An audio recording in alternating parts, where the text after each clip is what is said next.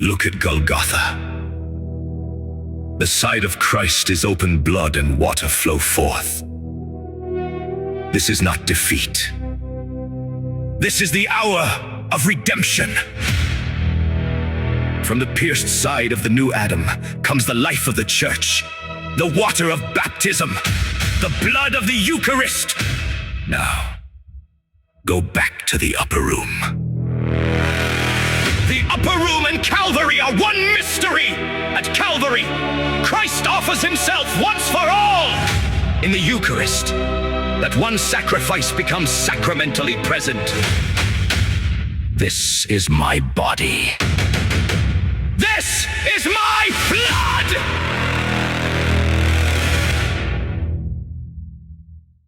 പിതാവിൻ്റെയും പുത്രൻ്റെയും പരിശുദ്ധാത്മാവിൻ്റെയും നാമത്തിൽ ആമേൻ. യേശുവിൽ ഏറ്റവും സ്നേഹമുള്ള സഹോദരങ്ങളെ, ദിവ്യകാരുണ്യ വിമോചന യാത്രയുടെ 27ാമത്തെ ദിവസത്തിലേക്ക് പ്രാർത്ഥനാപൂർവം നിങ്ങളെ ഏറ്റവും സ്നേഹത്തോടെ ഞാൻ സ്വാഗതം ചെയ്യുന്നു. നമ്മുടെ പ്രാർത്ഥനാ യാത്രയാണിത്. വലിയ തീക്ഷ്ണമായ പ്രാർത്ഥന, ആഴമായ ഒരു ദൈവബന്ധം, കർത്താവിനോട് ചേർന്ന് ജീവിക്കുന്ന മണിക്കൂറുകൾ, ഇതൊക്കെയായിട്ടിത് മാറുമ്പോഴാണ് നമുക്ക് ഈ 40 ദിവസങ്ങൾ അനുഗ്രഹമായിട്ട് തീരുന്നത്. അതുകൊണ്ട് നിങ്ങളുടെ ഉത്സാഹവും താല്പര്യവും നഷ്ടപ്പെടാതെ മുന്നോട്ട് പോകാൻ കഴിയട്ടെ എന്ന് ഒരിക്കൽ കൂടി ഓർമ്മിപ്പിച്ചുകൊണ്ട് നമ്മുടെ ഇന്നത്തെ വചനചിന്തയിലേക്ക് കടക്കുകയാണ്.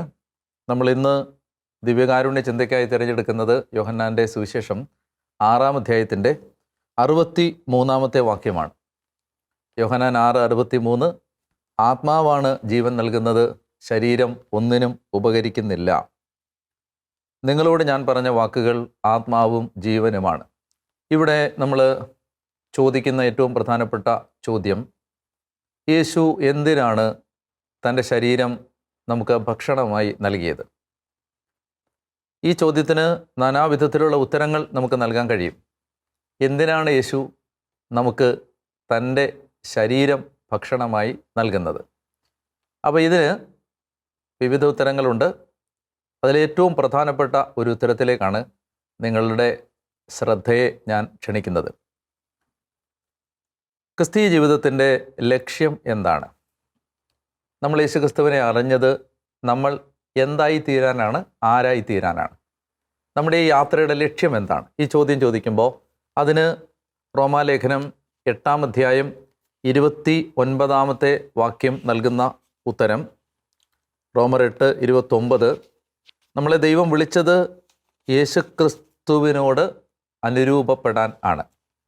റോമാലേഖനം 8-ാം അധ്യായം 29, അവിടുന്ന് മുൻകൂട്ടി അറിഞ്ഞവരെ തൻ്റെ പുത്രൻ്റെ സാദൃശ്യത്തോട് അനുരൂപരാക്കാൻ മുൻകൂട്ടി നിശ്ചയിച്ചു. അപ്പോൾ ദൈവം നമ്മളെ വിളിച്ചത് എന്തിനാണ് എന്ന ചോദ്യത്തിൻ്റെ ഉത്തരം അതാണ്. തൻ്റെ പുത്രൻ്റെ സാദൃശ്യത്തോട് അനുരൂപരാക്കാനാണ്, അല്ലെങ്കിൽ പുത്രനെ പോലെ ആക്കാനാണ്, യേശുക്രിസ്തുവിനെ പോലെ ആക്കാൻ. അപ്പോൾ നമ്മൾ യേശുവിനെ പോലെ ആയിത്തീരുന്നതാണ് ഈ യാത്രയുടെ അന്ത്യം, അല്ലെങ്കിൽ യേശുവിനെ പോലെ ആയിത്തീരാനാണ് കർത്താവ് നമ്മളെ വിശ്വാസത്തിലേക്ക് വിളിച്ചത്.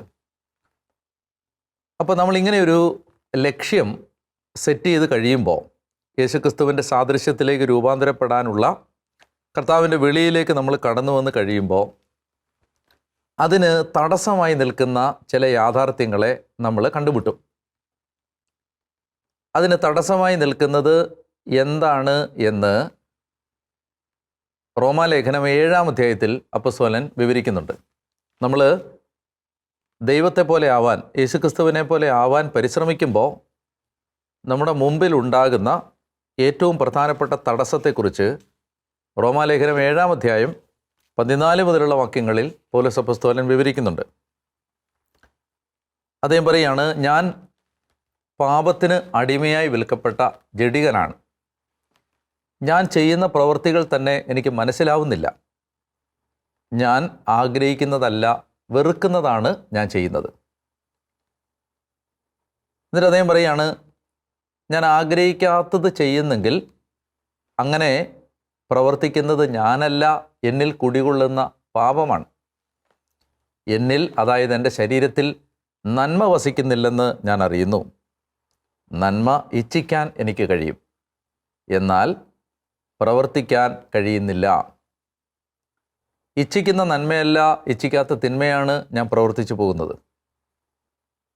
ഞാൻ ഇച്ഛിക്കാത്തത് ഞാൻ ചെയ്യുന്നെങ്കിൽ അത് ചെയ്യുന്നതൊരിക്കലും ഞാനല്ല, എന്നിൽ വസിക്കുന്ന പാപമാണ്. എന്നിട്ട് അദ്ദേഹം പറയാണ്, നന്മ ചെയ്യാൻ ആഗ്രഹിക്കുന്ന എന്നിൽ തന്നെ അങ്ങനെ തിന്മയുണ്ട് എന്നൊരു തത്വം ഞാൻ കാണുന്നു. എൻ്റെ അന്തരംഗത്തിൽ ഞാൻ ദൈവത്തിൻ്റെ നിയമമോർത്ത് ആഹ്ലാദിക്കുന്നു, എന്നാൽ എൻ്റെ അവയവങ്ങളിലാകട്ടെ എൻ്റെ മനസ്സിൻ്റെ നിയമത്തോട് പോരാടുന്ന മറ്റൊരു നിയമം ഞാൻ കാണുന്നു. അത് എൻ്റെ അവയവങ്ങളിലുള്ള പാപത്തിൻ്റെ നിയമത്തിന് എന്നെ അടിമപ്പെടുത്തുന്നു. ഇത്രയും വായിച്ച വാക്യങ്ങളുടെ രത്ന ചുരുക്കം എന്താണെന്ന് വെച്ചാൽ, എനിക്ക് നന്മ ചെയ്യാൻ ആഗ്രഹമുണ്ട്, നന്മ ചെയ്യാൻ ഞാൻ ഇഷ്ടപ്പെടുന്നു, പക്ഷേ നന്മ എനിക്ക് ചെയ്യാൻ കഴിയുന്നില്ല, പ്രവർത്തിക്കാൻ കഴിയുന്നില്ല. അങ്ങനെ നന്മ പ്രവർത്തിക്കാതെ ഇരിക്കാൻ, നന്മ പ്രവർത്തിക്കുന്നത് തടയുന്ന ആ ഫോഴ്സ് എന്താണെന്ന് അദ്ദേഹം പറയുന്നത്, അത് എന്നിൽ, അതായത് എൻ്റെ അവയവങ്ങളിൽ അല്ലെങ്കിൽ എൻ്റെ ശരീരത്തിൽ പാപം വസിക്കുന്നത് കൊണ്ടാണ്. ഇപ്പോൾ റോമാലേഖനം 7:14 മുതലുള്ള വാക്യങ്ങളിൽ നിന്ന് നമുക്ക് മനസ്സിലാവുന്നു, യേശുക്രിസ്തുവിനെ പോലെ ആകാൻ ദൈവം നമ്മളെ വിളിക്കുമ്പോൾ അതിന് നമുക്ക് കഴിയാത്തതിൻ്റെ കാരണം, അതിന് തടസ്സം നിൽക്കുന്നത് വേറെ ആരുമല്ല, പിശാച് പോലുമല്ല, നമ്മുടെ ശരീരമാണ്. അത് 8-ാം അധ്യായത്തിൽ റോമർ 8-ൽ അദ്ദേഹം പറയുന്നുണ്ട്, 3-ാമത്തെ വാക്യത്തിൽ ശരീരത്താൽ ബലഹീനമാക്കപ്പെട്ട നിയമം എന്നൊരു വാക്ക് അദ്ദേഹം ഉപയോഗിക്കുന്നുണ്ട്. അതായത് നമ്മുടെ യേശുക്രിസ്തുവിനെ പോലെ ആകാനുള്ള പരിശ്രമത്തിന് തടസ്സം നിൽക്കുന്നത് വേറെ ആരുമല്ല, നമ്മുടെ ശരീരമാണ്. ഞാൻ ഈ പ്രശ്നം എന്താണെന്നൊന്ന് വിശദീകരിക്കാൻ ശ്രമിക്കുകയാണ്. എന്താണ് ഈ ശരീരത്തിൻ്റെ പ്രശ്നം? ഈ ശരീരത്തിന് അടിസ്ഥാനപരമായിട്ട് 3 പ്രശ്നങ്ങളുണ്ട്. ആ 3 പ്രശ്നങ്ങൾ നമ്മൾ കാണുന്നത് ഉൽപ്പത്തി പുസ്തകത്തിൽ ഏദൻ തോട്ടത്തിൽ വെച്ച് ആദവും ഹവ്വയും പാപം ചെയ്യുമ്പോഴാണ്. ആ 3 പ്രശ്നങ്ങളിലെ ആദ്യത്തെ പ്രശ്നം, മനുഷ്യൻ്റെ ശരീരത്തിനുള്ള ഒരു പോരായ്മയാണ്. മനുഷ്യന് സത്യം വിശ്വസിക്കുന്നതിനേക്കാളും എളുപ്പം നുണ വിശ്വസിക്കുന്നതാണ്. ഇപ്പോൾ ഉദാഹരണത്തിന് നിങ്ങളിങ്ങനെ ചിന്തിച്ച് നോക്കിയേ, അതായത് നമ്മൾ പോകുന്ന വഴികളിൽ ദൈവം കാത്തു സൂക്ഷിക്കും എന്ന് വിശ്വസിക്കാനാണോ നിങ്ങൾക്കിഷ്ടം, അതോ ഒരു പൂച്ച കുറുക്കിയടിയാൽ എന്തെങ്കിലും ആപത്ത് വരുമെന്ന് വിശ്വസിക്കാനാണോ നിങ്ങൾക്ക് എളുപ്പം? രണ്ടാമത്തേത് വിശ്വസിക്കാനാണ് മനുഷ്യന് എളുപ്പം. അതായത് എന്തെങ്കിലുമൊക്കെ നുണകൾ വിശ്വസിക്കാനാണ് മനുഷ്യന് പെട്ടെന്ന് അവൻ്റെ ശരീരത്തിന് ഇഷ്ടം. സത്യം വിശ്വസിക്കുന്നതിനേക്കാളും ഒരു മനുഷ്യൻ ഇഷ്ടപ്പെടുന്നത് നുണ വിശ്വസിക്കാനാണ്. ഇതാണ് ആദ്യ മാതാപിതാക്കൾക്ക് ആദ്യം പറ്റിയത്. അവർ ഈ ദൈവം പറഞ്ഞത് വിശ്വസിക്കുന്നതിനേക്കാളും വിശ്വസിച്ചത് പിശാച് പറഞ്ഞ നുണയാണ്. അപ്പം അങ്ങനെ നുണ വിശ്വസിച്ച് അവർ പാപം ചെയ്തു. ഇനി ഈ ശരീരത്തിൻ്റെ രണ്ടാമത്തെ പ്രശ്നം, ഒന്നാമത്തെ പ്രശ്നം സത്യം വിശ്വസിക്കുന്നതിനേക്കാളും നുണ വിശ്വസിക്കാൻ ഇഷ്ടപ്പെടുന്ന ശരീരം. രണ്ടാമത്തെ പ്രശ്നം, ഈ പാപം ചെയ്തു കഴിഞ്ഞപ്പോൾ അവർ നഗ്നരാണെന്ന് മനസ്സിലാക്കിയ സമയത്ത് അവരുടെ നഗ്നത മറയ്ക്കാൻ സ്വന്തം പരിശ്രമങ്ങൾ എടുക്കുകയാണ്. അതിൻ്റെ പേരാണ് അത്തിയിലകൾ ധരിക്കുകയാണ്. അതായത് മനുഷ്യൻ്റെ ശരീരത്തിൻ്റെ രണ്ടാമത്തെ പ്രശ്നം, നമ്മൾ നമ്മുടെ ബലഹീനതകളെ നമ്മൾ തന്നെ പരിഹരിക്കാൻ ശ്രമിക്കും, നമ്മൾ തന്നെ അതിനൊരു പരിഹാരം കണ്ടെത്തും. ഞാൻ ഒരു ഉദാഹരണം പറയുമ്പോൾ നിങ്ങൾക്ക് മനസ്സിലാവും. അതായത് എനിക്ക് നിങ്ങളെ കാണുമ്പോൾ എൻ്റെ ഉള്ളിൽ വരുന്നത് ഇഷ്ടക്കേടാണ്. അതാണ് എൻ്റെ ഉള്ളിൽ യഥാർത്ഥത്തിൽ വരുന്നത് ഇഷ്ടക്കേടാണ്. പക്ഷേ അത് നിങ്ങൾ അറിയാതിരിക്കാൻ ഞാനൊരു കള്ളപ്പുഞ്ചിരി എൻ്റെ മുഖത്ത് എടുത്ത് അണിയും. ഇതിൻ്റെ പേരാണ് അത്തിയില. എനിക്ക് നിങ്ങൾ എന്തെങ്കിലും ഒരു സഹായം ചോദിക്കുമ്പോൾ അത് തരാൻ ഇഷ്ടമില്ല, പക്ഷേ ഞാനത് പ്രകടിപ്പിക്കാതെ അതെനിക്കിഷ്ടമാണ് എന്ന രീതിയിൽ ചിലപ്പോൾ പെരുമാറും. അതാണ് അത്തിയില. ഇത് മനുഷ്യൻ്റെ ശരീരത്തിൻ്റെ ഒരു പ്രശ്നമാണ്. അതായത് മനുഷ്യൻ്റെ ശരീരത്തിന് സ്വാഭാവികമായി നന്മ ചെയ്യാനുള്ള ഒരു ശേഷി പലപ്പോഴും ഇല്ല. അപ്പോൾ നമ്മൾ എന്ത് ചെയ്യുന്നു? നമ്മൾ പല അത്തിയിലകൾ എടുത്തണിഞ്ഞ് നമ്മൾ മറ്റുള്ളവരുടെ മുമ്പിൽ നല്ലവരായി കാണപ്പെടുന്നു. ഇതാണ് ശരീരത്തിൻ്റെ രണ്ടാമത്തെ വീക്ക്നെസ്. ഇനി ശരീരത്തിൻ്റെ മൂന്നാമത്തെ വീക്ക്നെസ്, നമ്മൾ നമ്മുടെ കുറ്റങ്ങൾ അംഗീകരിക്കാൻ മടിക്കുന്നത് കൊണ്ട് അതിൻ്റെ ഉത്തരവാദിത്വം ആരുടെയെങ്കിലും തലയിൽ കെട്ടിവെക്കും. അതാണ് ആദം ഹവ്വയുടെ തലയിൽ കുറ്റം കെട്ടിവെക്കുന്നത്, ഹവ്വ പാമ്പിൻ്റെ തലയിൽ കുറ്റം കെട്ടിവെക്കുന്നത്. അതായത് നമ്മൾ പാപത്തിൻ്റെ ഉത്തരവാദിത്വം നമ്മൾ ഏറ്റെടുക്കില്ല, പകരം അതിന് പഴിചാരാൻ മറ്റാരെയെങ്കിലും നമ്മൾ കണ്ടെത്തും. അപ്പോൾ ഇങ്ങനെ ഈ മനുഷ്യൻ്റെ ശരീരത്തിന് ഇത്തരം പല പ്രശ്നങ്ങളുണ്ട്. മനുഷ്യ ശരീരത്തിൻ്റെ വേറൊരു പ്രശ്നമാണ്, മനുഷ്യൻ്റെ ശരീരത്തിന് സ്വാഭാവികമായി നിസ്വാർത്ഥമായി മറ്റുള്ളവരെ സ്നേഹിക്കാനുള്ള ശേഷിയില്ല. എന്ന് പറഞ്ഞാൽ യേശുക്രിസ്തുവിനെ പോലെ സ്നേഹിക്കാനുള്ള ശേഷി മനുഷ്യൻ്റെ ഈ സ്വാഭാവിക ശരീരത്തിനില്ല.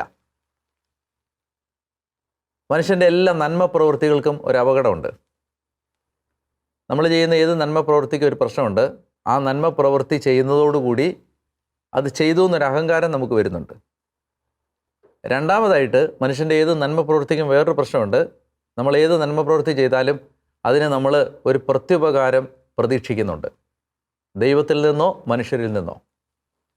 അതുകൊണ്ട് ഇങ്ങനെ പറയാറുണ്ട് ആത്മീയ ഭാഷയിൽ, മനുഷ്യൻ്റെ എല്ലാ നല്ല പ്രവൃത്തികളും അഹങ്കാരത്താലോ പ്രതിഫലേച്ഛയാലോ മലിനമാക്കപ്പെടുന്നു എന്ന്.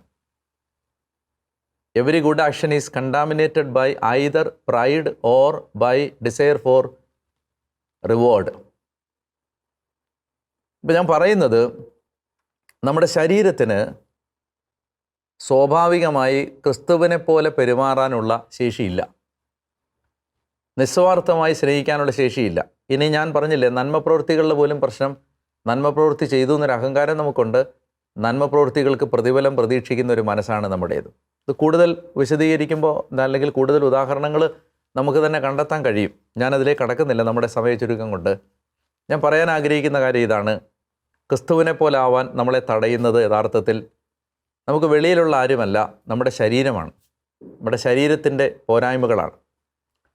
അപ്പം അങ്ങനെ വരുമ്പോൾ യോഹന്നാൻ, ശ്രാപക യോഹന്നാൻ നമ്മളെ വിളിച്ചൊരു പേരുണ്ട്, അണലി സന്തതികളെ, ബ്രൂഡ് ഓഫ് വൈപ്പേഴ്സ് എന്ന് പറഞ്ഞാൽ നമ്മുടെ ഉള്ളിൽ എല്ലാ മനുഷ്യൻ്റെയും ശരീരത്തിൽ ഈ പാപത്തിൻ്റെ വിഷമുണ്ട്.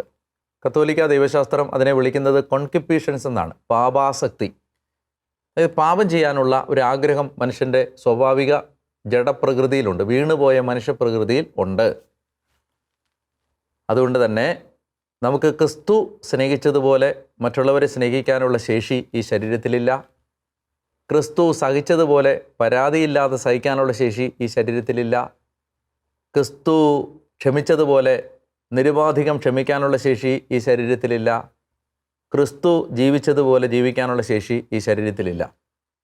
പക്ഷേ നമ്മൾ ക്രിസ്തുവിനെ പോലെ 100% സ്നേഹമായി മാറുന്നില്ലെങ്കിൽ നമുക്ക് നിത്യത അവകാശപ്പെടുത്താൻ കഴിയത്തുമില്ല, നമ്മൾ സ്വർഗരാജ്യത്തിൽ പ്രവേശിക്കുകയുമില്ല.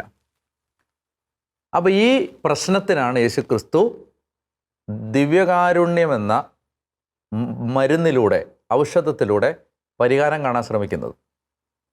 ക്രിസ്തു പറയുകയാണ്, ഞാൻ മറ്റുള്ളവരെ സ്നേഹിച്ചതുപോലെ സ്നേഹിക്കാൻ എൻ്റെ ശരീരത്തിനുള്ള ശേഷി നിങ്ങളുടെ ശരീരത്തിനില്ല. ഞാൻ മറ്റുള്ളവരോട് ക്ഷമിച്ചതുപോലെ മറ്റുള്ളവരോട് ക്ഷമിക്കാൻ എൻ്റെ ശരീരത്തിനുള്ള ശേഷി നിങ്ങളുടെ ശരീരത്തിനില്ല.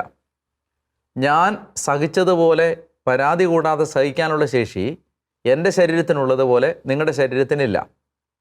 ഞാൻ പിതാവിനെ സ്നേഹിച്ചതുപോലെ ദൈവത്തെ സ്നേഹിക്കാനുള്ള ശക്തി എൻ്റെ ശരീരത്തിനുള്ളതുപോലെ നിങ്ങളുടെ ശരീരത്തിനില്ല. അതുകൊണ്ട് നിങ്ങളുടെ ശരീരത്തിൻ്റെ ആ ബലഹീനത എനിക്കറിയാവുന്നതുകൊണ്ട് നിങ്ങൾ എന്നെപ്പോലെ ആകാൻ എൻ്റെ ശരീരം ഞാൻ നിങ്ങൾക്ക് തരികയാണ്. ഞാൻ മേൽ പറഞ്ഞ സകല ശേഷിയുമുള്ള, സ്നേഹത്തിൻ്റെ അനന്ത സാധ്യതകളുള്ള, ക്ഷമയുടെ അനന്ത സാധ്യതകളുള്ള, ദൈവസ്നേഹത്തിൻ്റെ അനന്ത സാധ്യതകളുള്ള, ദൈവത്തെ പ്രതി സഹിക്കാനുള്ള അനന്ത സാധ്യതകളുള്ള എൻ്റെ ശരീരം ഞാൻ നിങ്ങൾക്ക് തരികയാണ്. അപ്പോൾ നമ്മൾ കാണേണ്ടത് ഇവിടെ ക്രിസ്തുവിൻ്റെ ശരീരം സ്വീകരിക്കുമ്പോൾ ക്രിസ്തുവിനെ പോലെ ആകാനുള്ള ക്രിസ്തു നമുക്ക് തരുന്ന അതിസ്വാഭാവിക സഹായമാണ് യേശുക്രിസ്തുവിൻ്റെ ശരീരം എന്ന ദിവ്യകാരുണ്യം. It's a supernatural gift given by Jesus for us to become like Jesus. യേശുവിനെ പോലെ ആവാൻ യേശു നമുക്ക് തരുന്ന അതിസ്വാഭാവിക സഹായം, കൈത്താങ്ങിൻ്റെ പേരാണ് ദിവ്യകാരുണ്യം. അപ്പോൾ ഇത് യഥാർത്ഥത്തിൽ അതുകൊണ്ടാണ് ഇത് ഔഷധമായി മാറുന്നത്. ഇത് നമ്മുടെ ശരീരത്തിൻ്റെ ഗതികേടുകൾക്കുള്ള പരിഹാരമാണ്. ഇത് നമ്മുടെ ശരീരത്തിൻ്റെ ബലഹീനതകൾക്കുള്ള പരിഹാരമാണ്. അതുകൊണ്ട് നമ്മളിങ്ങനെ കുർബാനയിൽ ആഗ്രഹിക്കണം, കർത്താവേ, എൻ്റെ ശരീരത്തിൻ്റെ പോരായ്മകൾ നിൻ്റെ ശരീരം കൊണ്ട് മറികടക്കാൻ എന്നെ സഹായിക്കണമേ. എൻ്റെ ശരീരത്തിൻ്റെ പോരായ്മകൾ നിൻ്റെ ശരീരം കൊണ്ട് മറികടക്കാൻ എന്നെ സഹായിക്കണമേ. അപ്പം അങ്ങനെ ഒരു ഒരു ആഗ്രഹത്തിൽ നമ്മൾ കുർബാനയെ സംബന്ധിക്കുമ്പോഴാണ് വിശുദ്ധ കുർബാന നമ്മുടെ ശരീരത്തിൻ്റെ, ഞാനിങ്ങനെ പറയാറുണ്ട്, ജനറ്റിക്കൽ സ്ട്രക്ചറിനെ പോലും മാറ്റിമറിക്കുന്ന ഒരു ശക്തിയായിട്ട് മാറും. നമ്മുടെ DNA അത് മാറ്റും, നമ്മുടെ ക്യാരക്ടർ അത് മാറ്റും, നമ്മുടെ സ്വഭാവത്തിൽ അത് വ്യത്യാസം വരുത്തും. നമ്മൾ കാണുന്ന കാഴ്ചയും നമ്മൾ ജീവിതത്തെ കാണുന്ന വീക്ഷണവും നമ്മൾ ജീവിതത്തെക്കുറിച്ച് എടുക്കുന്ന നിലപാടുകളും അത് രൂപാന്തരപ്പെടുത്തും. അപ്പോൾ കർത്താവ് നമുക്ക് തരുന്ന ഈ ഒരു പ്രശ്നത്തിന് തരുന്ന പ്രശ്നം എന്താണെന്ന് നിങ്ങൾക്ക് മനസ്സിലായെന്ന് ഞാൻ വിചാരിക്കുന്നു. അതായത് നമുക്ക് യേശുക്രിസ്തുവിനെ പോലെ ആകാൻ സാധിക്കാത്ത നമ്മുടെ ബലഹീനതയ്ക്ക് യേശു നമുക്ക് തരുന്ന ആ പരിഹാരമാണ്, സഹായമാണ് പരിശുദ്ധ കുർബാന. അപ്പോൾ അതുകൊണ്ട് ഈശോ പറയുകയാണ്, ആത്മാവാണ് ജീവൻ നൽകുന്നത്, ശരീരം ഒന്നിനും ഉപകരിക്കുന്നില്ല. നമ്മൾ ആ വാക്യത്തിലാണല്ലോ തുടങ്ങിയത്. The flesh profits nothing. ഒരു ട്രാൻസ്ലേഷനിൽ പറയുന്നത് ഫ്ലഷ് ഈസ് യൂസ്ലെസ് എന്നാണ്.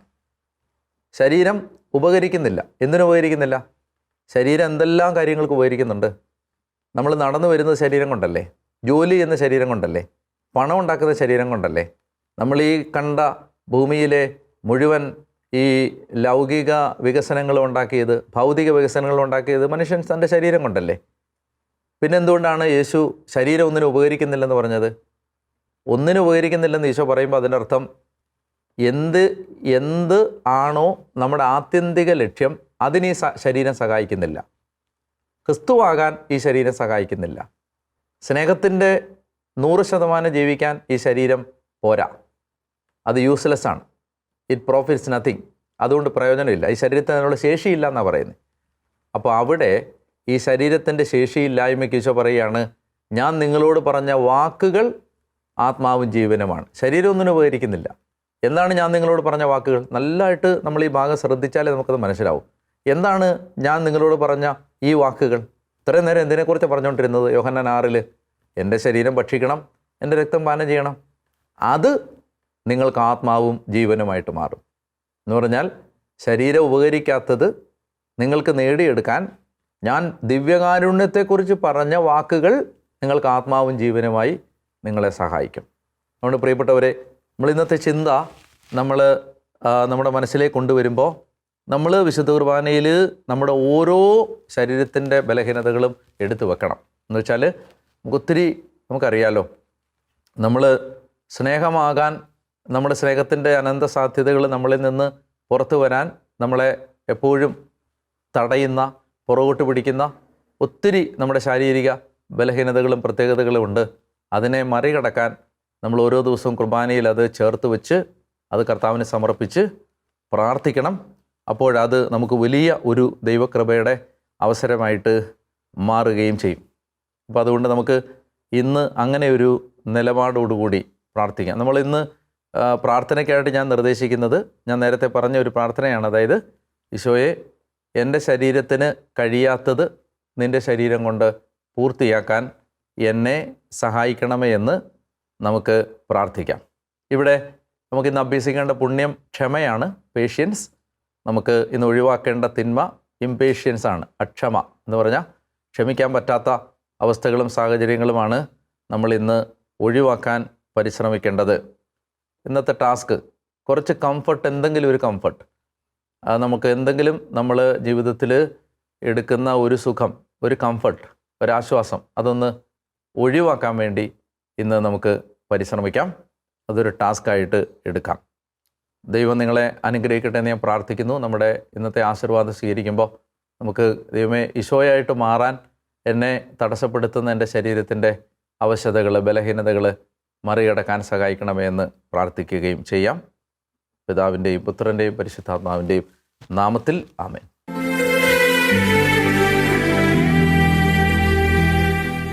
പരിശുദ്ധ പരമാദിവ്യകാരുണ്യേശോയ്ക്ക് നേരവും ആരാധനയും സ്തുതിയും പുകഴ്ചയും ഉണ്ടായിരിക്കട്ടെ. പ്രിയമുള്ളവരെ, ഇന്നത്തെ ആരാധനയിൽ ദിവ്യകാരുണ്യം സ്ഥാപിച്ച കർത്താവ്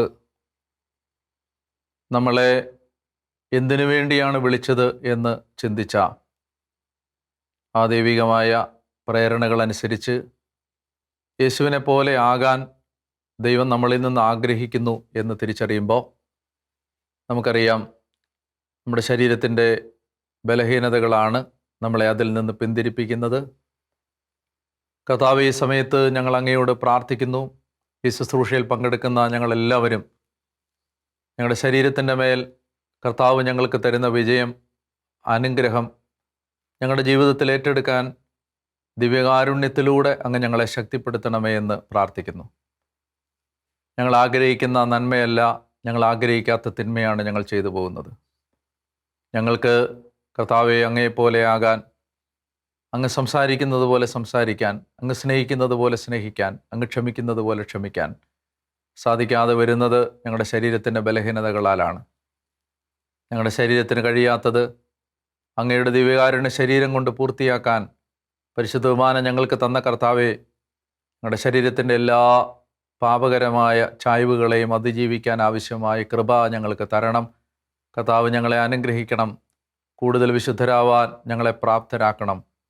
കൂടുതൽ ദൈവസ്നേഹം നിറഞ്ഞവരായി ഈ ലോകത്തിൽ കാണപ്പെടാൻ ഞങ്ങളെ അനുഗ്രഹിക്കണം എന്ന് പ്രാർത്ഥിക്കുന്നു.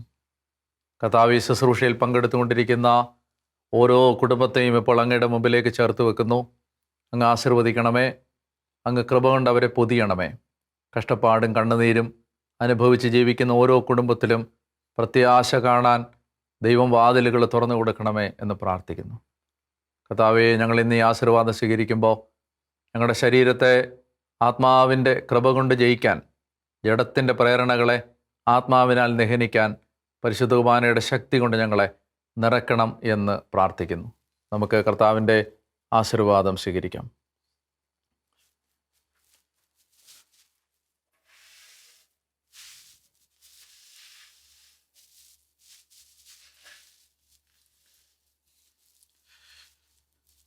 കാരുണ്യവാനായ കർത്താവ് എല്ലാ പാപങ്ങളും പുറത്ത് നിങ്ങളെ അനുഗ്രഹിക്കട്ടെ.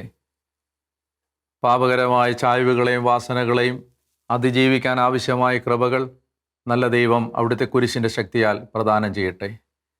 ജഡത്തിൻ്റെ പ്രേരണകളെ ആത്മാവിനാൽ നിഹനിക്കാൻ കർത്താവ് നമ്മെ സഹായിക്കട്ടെ. ഇന്ന് ഈ ആശീർവാദം സ്വീകരിക്കുമ്പോൾ പാപത്തിൻ്റെ മേൽ ജയം നേടാൻ യേശുവിൻ്റെ രക്തം നമ്മളെ കർത്താവിൻ്റെ കൃപ കൊണ്ട് പൊതിഞ്ഞ് അനുഗ്രഹിക്കട്ടെ. ബാലിൻ്റെ മുമ്പിൽ മുട്ടുമടക്കാത്ത 7000 പേരെ ഞാൻ അവശേഷിപ്പിച്ചിട്ടുണ്ടെന്ന് പറയുന്ന കർത്താവിൻ്റെ വചനം പോലെ പാപത്തിൻ്റെ മുമ്പിൽ തോൽക്കാത്തൊരു ജീവിതം കർത്താവിൻ്റെ കൃപയാൽ നിങ്ങൾക്ക് ലഭിക്കട്ടെ. യേശുവിൻ്റെ ശരീരത്തിൻ്റെ യോഗ്യതകളാൽ തന്നെ. ആമേൻ. പരിശുദ്ധ പരമദിവ്യകാരുണ്യ ഈശോയ്ക്ക് എന്നേരവും ആരാധനയും സ്തുതിയും പുകഴ്ചയും ഉണ്ടായിരിക്കട്ടെ.